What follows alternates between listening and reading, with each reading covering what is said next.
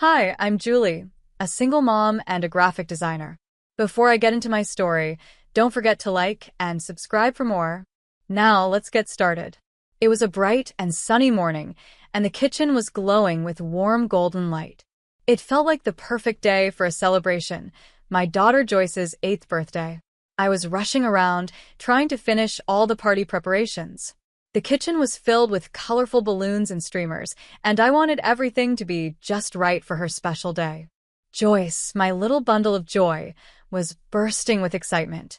Her face lit up with happiness as she watched me. "Mommy, is the cake going to be here soon?" she asked, her voice full of excitement. "Any minute now, sweetie," I said, trying to sound calm. "Grandma Emma is bringing your special unicorn cake." But inside, I felt a little worried. I had so much to do, decorating, setting up the table, and making sure everything was perfect. I had asked Emma, Joyce's grandmother, to pick up the cake to make things easier for me. I trusted her, but something didn't feel right. As I was hanging up another string of balloons, my phone buzzed. It was Emma calling. "Hey, Emma. Is everything okay with the cake?" I asked, hoping for good news. "Julie, I'm so sorry," Emma said, sounding apologetic. "There's been a mix-up. I accidentally took the cake to the wrong house. I thought the party was tomorrow." My heart sank. "Emma, Joyce's party is in an hour. How could this happen?" I tried to stay calm, but panic was creeping in. I know. I'm so sorry. I'll figure something out," she replied. Her voice sounded flustered, but I wasn't sure if she really understood how serious this was. I ended the call, feeling frustrated and overwhelmed. Joyce was watching me closely, her big, curious eyes filling with concern. "Mommy, what about my cake?" she asked softly. I knelt down in front of her, forcing a smile. "There's been a little problem, honey. But you know what? We're going to make an even better cake, a homemade unicorn cake. What do you think?" Her face lit up instantly. "Really? We can make a unicorn cake, Mommy?" "Yes, we can," I said, my heart swelling with determination. "And it's going to be the most magical unicorn cake ever." Joyce's excitement gave me a boost of energy. Together, we pulled out the ingredients and got to work. It wasn't the plan, but I realized that sometimes the best memories come from unexpected moments. This was going to be a birthday Joyce would never forget. I smiled at Joyce's excitement, my heart warming. The kitchen quickly turned into our little bakery. Flour flew everywhere, eggs cracked with messy precision, and laughter bounced off the walls. We worked side by side, mixing, pouring, and baking. Soon, both our hands and faces were covered in sticky batter. Together, we shaped what could only be described as a lopsided, yet charming, unicorn cake. We decorated it with a random assortment of sprinkles and homemade frosting, making it uniquely ours. As the guests began to arrive, my earlier worries started to creep back in. Would everything be okay without the original cake? But Joyce's excitement snapped me out of my thoughts. "Mom, look at our cake," Joyce announced proudly, showing off our creation. "Julie, this is amazing. How did you manage this?" Nicole, one of the moms, asked, clearly impressed. "It took a little creativity and a lot of love," I replied with a smile, feeling a wave of pride wash over me. The compliments kept coming. "This cake is so cute. You should think about starting a baking business," another guest chimed in. Watching Joyce light up with pride as her friends admired the cake made my heart swell. Any trace of her earlier disappointment was gone. She laughed, played, and soaked in every moment as the center of attention. It was in that moment that I realized something important. No matter what Emma had intended, she couldn't take away the happiness of this day. The party turned out to be a hit. Joyce's smile stretched from ear to ear as she blew out her candles, making her birthday wish. Her friends cheered and clapped, their faces glowing with joy. The house was filled with the sound of laughter, singing, and happy chatter. It was beautiful chaos, and I wouldn't have changed a thing. As the party wound down and the last of the guests left, Joyce wrapped her arms around me tightly. "This was the best birthday ever, Mommy. I love you so much," she said, her voice filled with pure joy. "I love you too, sweetheart." More than anything in the world, I whispered, hugging her close. Later that evening, once the house was quiet and Joyce was asleep, I sat in the living room with a cup of tea. I reflected on the day, feeling both triumph and unease. The party had been a success, but Emma's actions nagged at me.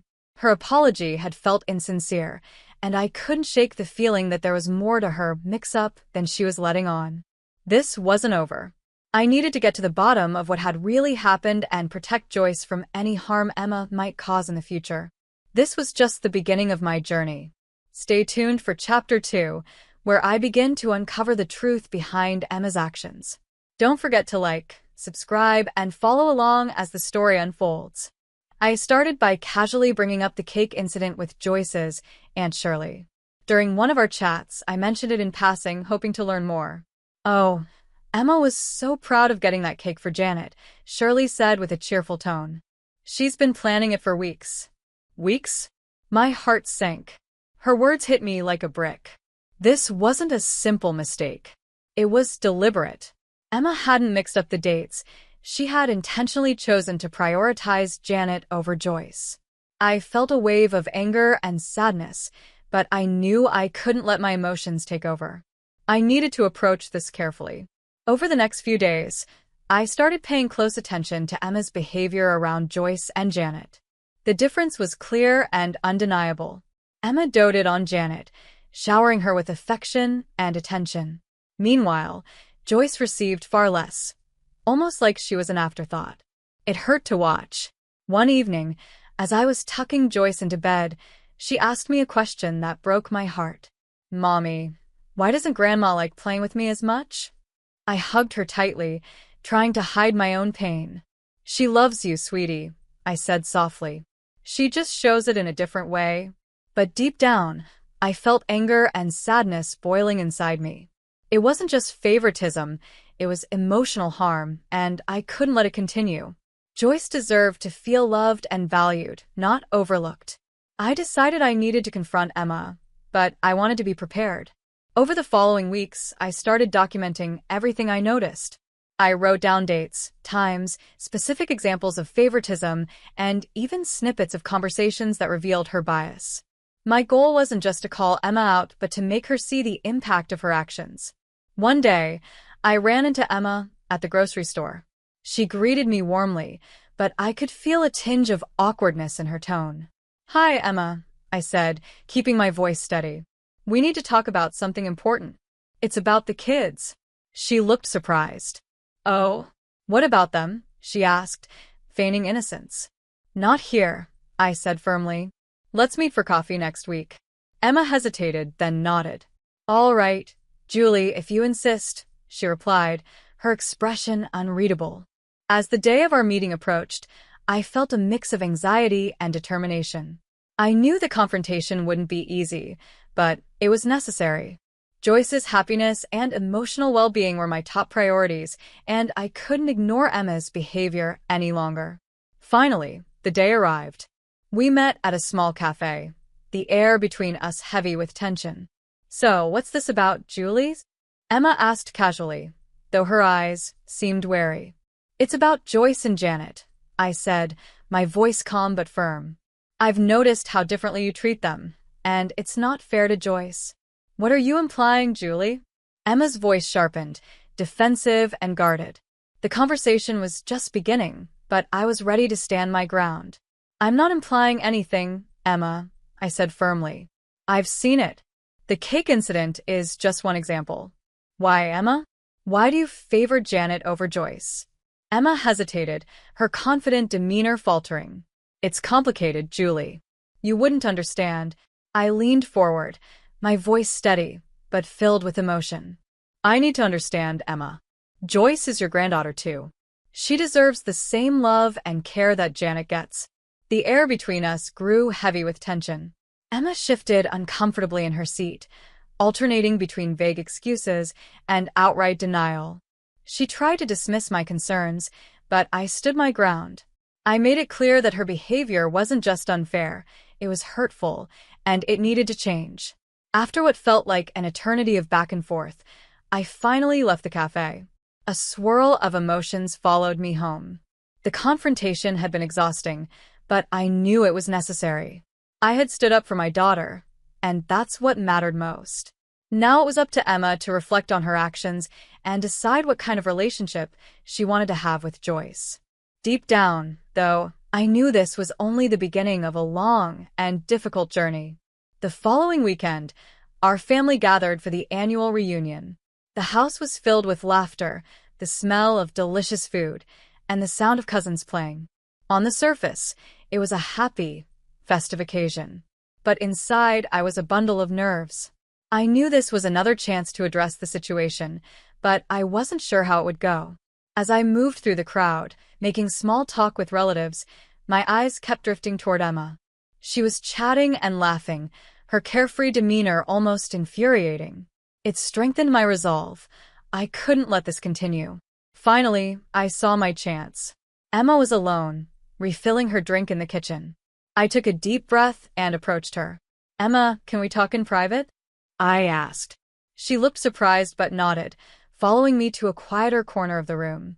"I need to talk to you about Joyce and Janet," I began. "I've noticed, and not just noticed, I've seen how differently you treat them. It's not fair, Emma."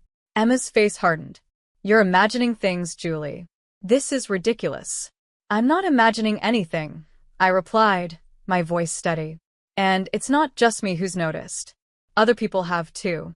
Your favoritism is hurting Joyce, and I won't allow it to continue." Emma crossed her arms defensively. "You're overreacting." "No, I'm not," I said, my frustration rising. "I've watched how you dote on Janet and barely acknowledge Joyce. It's clear as day, and it's not okay." The conversation grew heated. Emma swung between denial and weak justifications, but I didn't back down. I calmly presented the evidence I had gathered, specific moments and instances that couldn't be dismissed. As our voices rose, a few family members began to notice, quietly drifting closer to listen. I turned to Emma one last time. "This has to stop, Emma. You're playing favorites, and it's damaging. Joyce deserves better." Finally, Emma's confident facade cracked. She sighed heavily, her shoulders slumping. "All right. Maybe," she began, her voice trailing off. For the first time, I saw a flicker of regret in her eyes. "I've been more attentive to Janet because she needs extra support," Emma finally admitted, her voice faltering.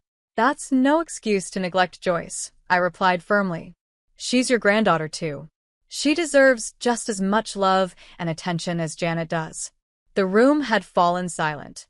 Family members, who had initially been oblivious to the conversation, were now intently listening. Emma glanced around, realizing the weight of the moment and how exposed she had become. I didn't mean to hurt anyone," she stammered, her voice shaky. "It's not just about what you meant, Emma," I said calmly but firmly. "It's about what your actions have done. Intentions don't erase the impact, and Joyce has been affected by this." Emma tried to apologize, offering weak excuses and vague justifications, but the damage was already done. The truth was out, and there was no going back. As the conversation ended, the room buzzed with whispers and surprised expressions.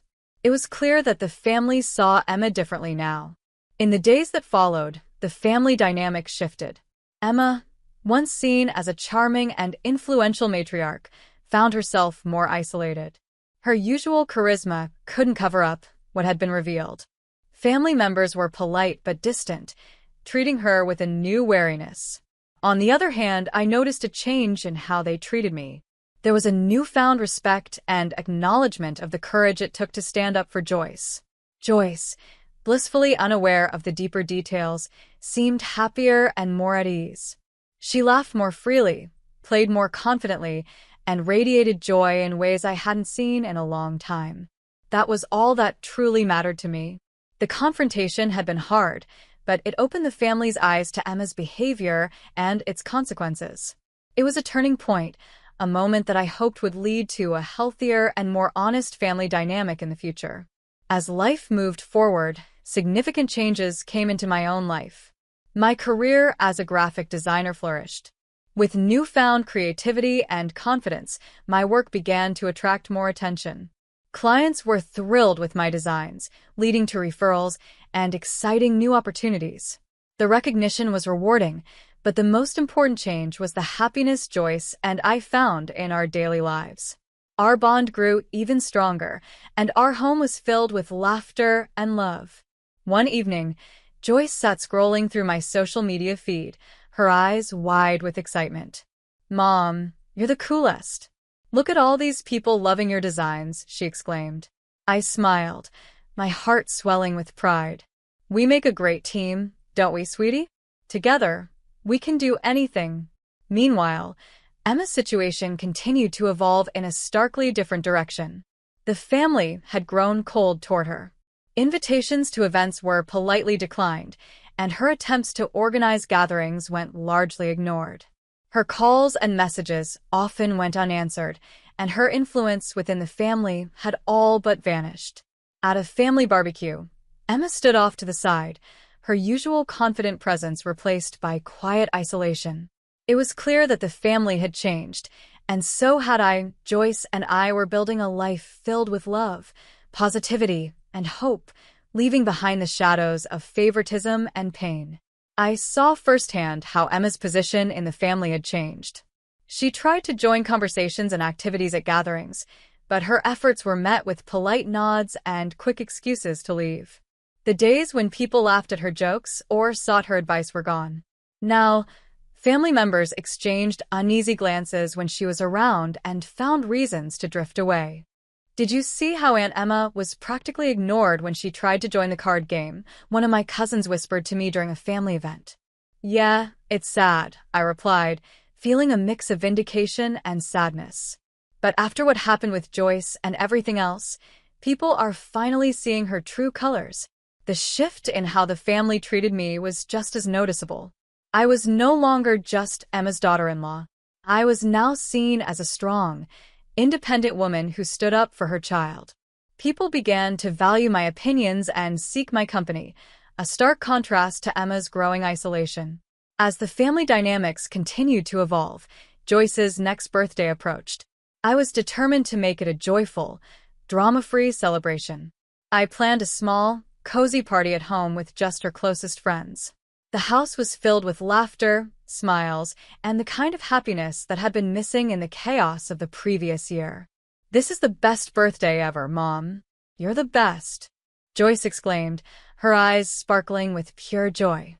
Watching her surrounded by her friends, I felt an overwhelming sense of pride and relief. We had faced difficult times and come out stronger. That night, after the guests had left and Joyce was peacefully asleep, I sat alone in the quiet of the living room. I reflected on the past year and everything we had been through. Standing up to Emma had been one of the hardest things I'd ever done, but it had opened the door to a better life for Joyce and me. Without the weight of favoritism and manipulation hanging over us, we could finally breathe freely and truly thrive. The journey had been one of growth, empowerment, and rediscovering our strength. As I sat with my thoughts, my phone buzzed. It was a message from Emma. "I realize I've lost so much. I'm sorry for everything. Maybe one day we can talk," the message read. Reading her words, I felt a mix of emotions, justice, sadness, and even a small hint of hope. While it was gratifying to see her face the consequences of her actions, there was also a sense of loss for the bond that had been strained. As I turned off the lights and climbed into bed, I felt an undeniable sense of peace. Joyce and I had overcome so much together, and our bond had only grown stronger. Our journey was a testament to resilience, the power of standing up for what's right, and the unbreakable love between a mother and her daughter. Though this chapter of our story was ending, it left me with a heart full of hope for the future. What do you think about how Julie handled the situation with Emma? Do you believe she made the right decision to address the favoritism and protect Joyce? Was there a better way she could have dealt with it? Or do you think her actions were justified based on the circumstances? This story dives deep into family dynamics and the tough choices we sometimes have to make for the ones we love. It's not always easy to confront these issues, but standing up for what's right can bring about real change. I'd love to hear your thoughts in the comments below. How would you have handled a similar situation? Let's start a conversation. If you enjoyed the story and the journey we've shared, please take a moment to hit the like button and subscribe to the channel. Your support means so much and helps us continue sharing more stories like this one. Thank you for watching and being part of our journey today. Stay tuned for more heartfelt stories, and remember, you're never alone in facing life's challenges.